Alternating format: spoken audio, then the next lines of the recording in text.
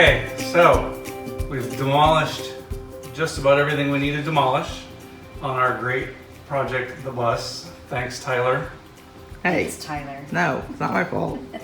So anyway, so we bought it, we ripped everything out. As you can see, we preserved the deck. We preserved the deck with Rust-Oleum and some rust converter. The next step is to start building stuff. So today's project is to lay out framing on the deck so we can put that foam insulation in between. That is a 1 inch thick extruded polystyrene foam board. So we're thinking is going to have some support when we step on it. We're going to lay that out and we're going to put plywood on top of that as our plan for the deck. And then everything else we're building up from the bottom up basically. So we're starting on the deck and then we'll do bulkheads and overheads and what. And you guys are starting on the outside. We are in the process of taping off the roof so that we can at least get a coat of paint up on the roof and lots of paint samples on the side there because we have a tough time picking paint colors. So we're gonna get Tyler up there taping it off and see if we can get at least a coat of paint up on the roof. We'll get to the rest of it eventually. The goal of the installation is we have 8 sheets of that pink stuff, which is kind of like this, 4 foot by 8 foot. The bus is about 7, it's 90.5 inches wide. So we're gonna trim all the boards at 90.5 inches. But what Tyler and I are concerned about is the extra weight in the back. We're gonna have 2 75-gallon tanks of water, which is more than 1,000 pounds when they're full. And then the gray, what's that? And then gray is gonna have 65 gallons, which is 600 pounds or something like that. So. And then anything else that's just going in the back. And it's the trunk. So lots of extra weight in the back.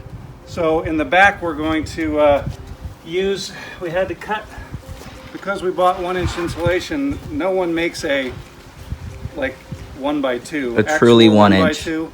Because a 1 by 2 is 3/4 inch by 1.5 inches.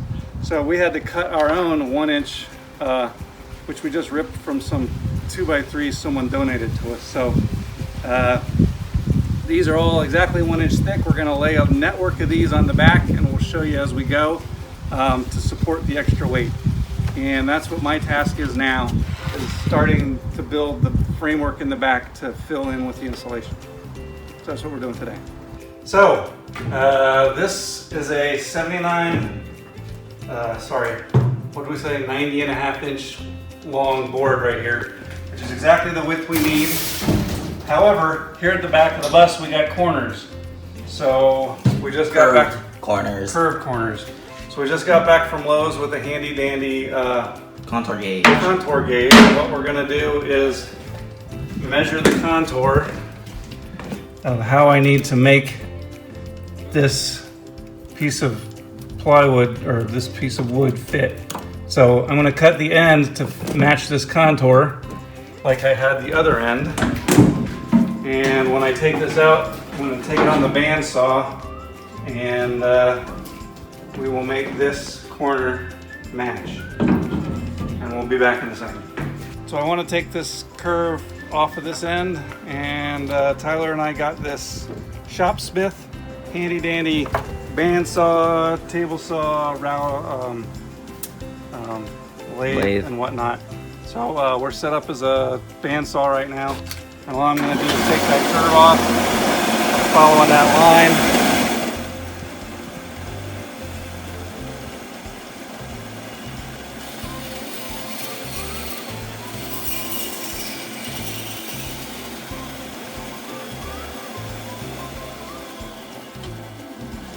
What'd you do? I'm getting caught up back over here.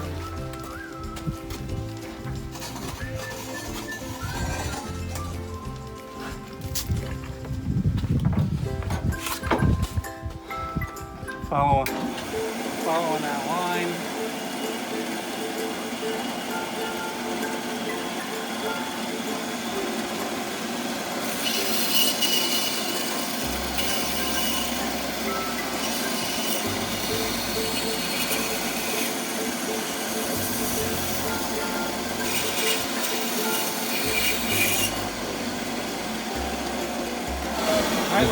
fits. Is there any other way to do that? You don't have a bandsaw? Probably if I didn't have interference back there, it would be a little better.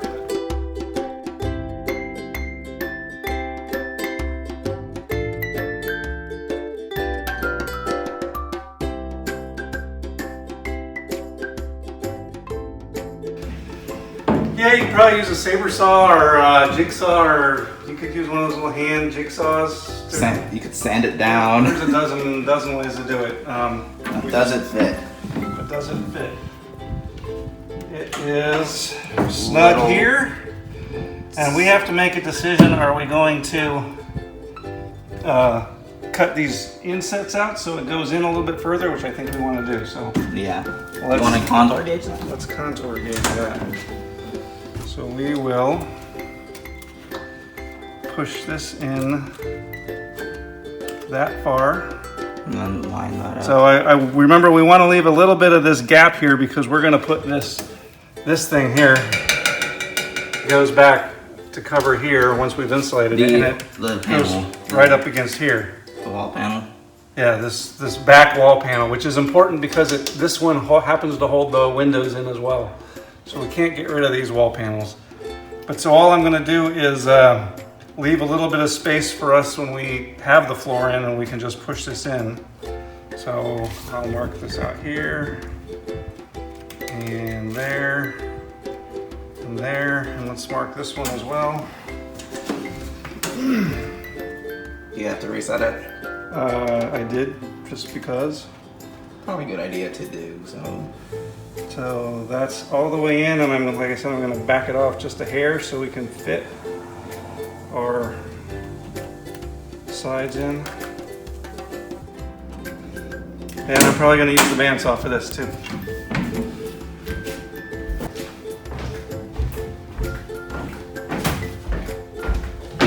What are you doing? What? Tiling. Foam. And these spacer things. We're gonna have two 75-gallon tanks of water here and a 65-gallon tank of water here. And so the tanks are gonna be sitting here, and they weigh they weigh a lot, 700 pounds or something like that on each side. So we want a little extra wood to help hold it up, because on top of this is plywood, and this stuff has a pretty good crush strength, and we calculated it based on its strength, but we wanted to beef it up a little bit. So this back part we're framing out like this, and as we get to the front it'll just be straight sheets probably, unless we decide we want to add maybe one stiffener in the middle or something. So that's what we're doing now, running insulation. So we have extra ribbing back here for the extra weight. Not so much here, because this is water tanks and the rest of this stuff is living area and cabinets and people just walking. So we don't need as many ribs. So what we've decided to do is frame out the wheel wells, and we're just going to lay the underlayment right here between these. We might just do one sheet right here, probably. And then we're going to go forward from there. So we're breaking the pattern a little bit, just because we don't need the extra support back anywhere but the back. Out. What's today? I don't know. All right, good morning. It's October 17th. Last weekend we finished laying out the subfloor. As Tyler will show you on the video, it's basically 1-inch XPS foam. On top of that is a 30-second plywood. We felt like we didn't need to go with that 3/4 inch plywood because XPS has got a lot of compressive strength. So stepping on this stuff, we're not going to sink down into the XPS. This is really just to give the surface some integrity. So there's framing all around everywhere, which is under here, which frames it out, so it's all supported by wood in the important places and then XPS in the rest. So the plan for today is to take oil-based primer, cover everything here on the bottom, Once that's dry, I'm gonna get furring strips, little 1x2s, and screw them into this metal piece right here. So screw them straight in, which will pinch the edges of the floor down. Because as we put them on, we'll push them down and pinch them in. So that's gonna hold the edges down. I'm also today gonna build the box around the wheel wells with a 1x8, which will be a box about this high, and it's just gonna be, so once those 1x2s are all in and the boxes around the wheel wells, we're gonna caulk those corners and then cover it all with waterproof paint. And basically, it'll be a pool, a 1-inch deep pool that if we have liquid spills in the bus, no big deal. It won't damage the subfloor, it won't get anywhere else. So that's our plan, and we'll get to it. Here we are at 3 o'clock. We got all the sides screwed in. Now, us on our bus, we have this extra sheet of sheet metal that we did not take off because it's pretty well entrenched seat rail. And what we did is screwed these 1x2s in just into the seat rail, and that's pressing, it's clamping the 2x4s down, so it's pretty stable. It's like a little creaky, but I don't think that's a problem with the, I think it's just going to be like that. We did not glue anything down to the deck. We didn't screw anything down to the deck. We're trying not to put any holes in the deck. And we think we're just going to free float the floor. So pretty much done. We got to do the wheel wells. That's what this one is doing just fine. That one we ran out of wood. So we have to get another 1x8. But